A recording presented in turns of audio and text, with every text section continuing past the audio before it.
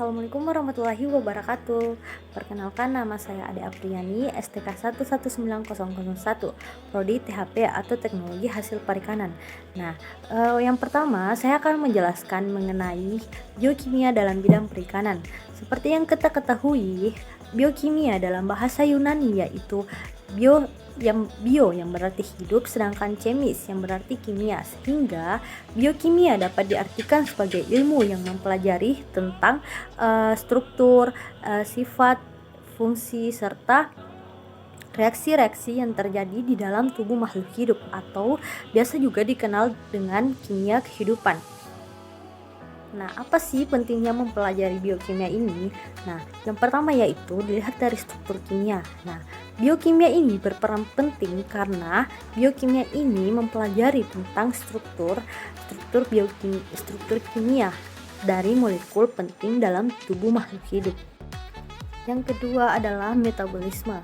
Nah, adanya kesamaan pola atau alur metabolisme pada organisme yang berbeda.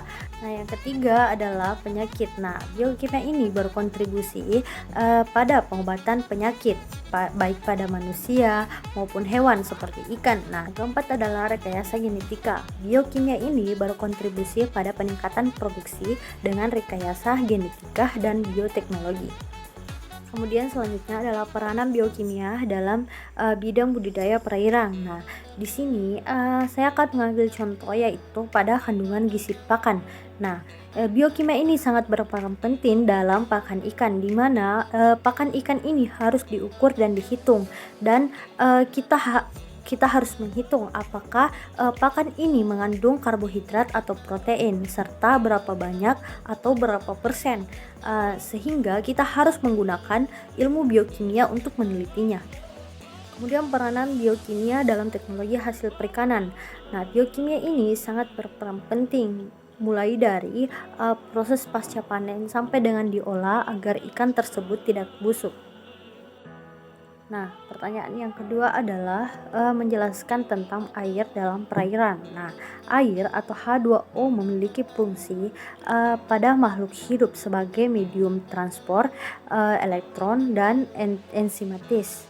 Nah, adapun sifat-sifat dari air yaitu yang pertama dapat mengionisasikan yang dapat berpengaruh pada komponen seperti enzim, protein, asam nukleat, dan lipid.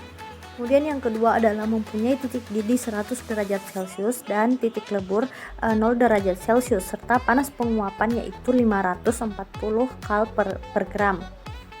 Nah, yang ketiga adalah polar, yaitu memiliki sudut kepolaran yang terkonsentrasi pada atom O.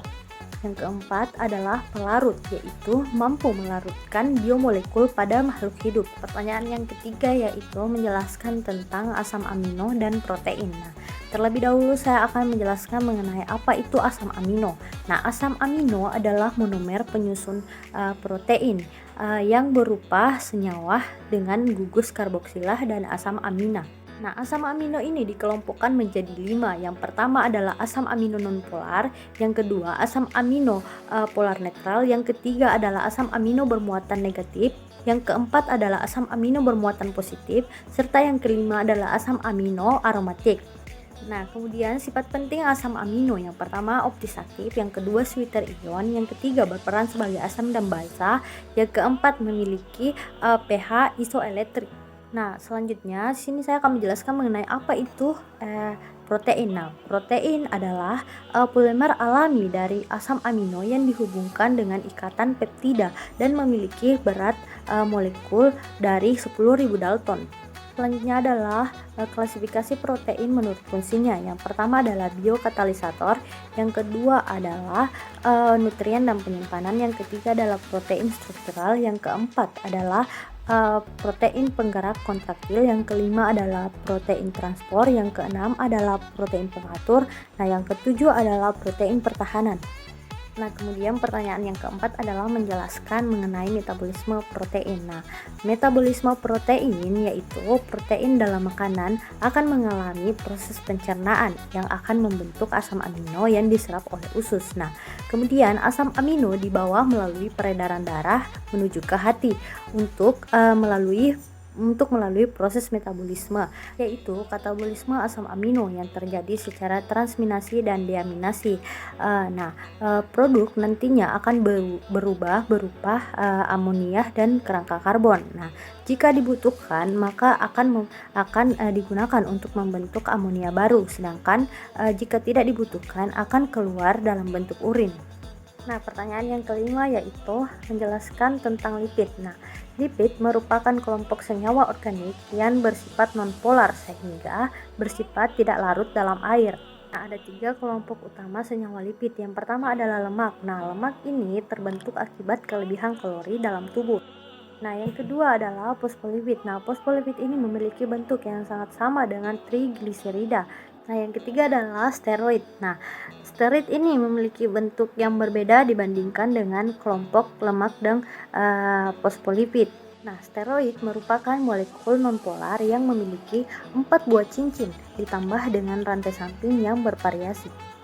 Nah, pertanyaan terakhir yaitu menjelaskan tentang metabolisme lipid. Nah, terlebih dahulu saya akan menjelaskan apa itu metabolisme. Nah, metabolisme adalah suatu lembaran perubahan yang biasa juga disebut dengan merubah atau perubahan.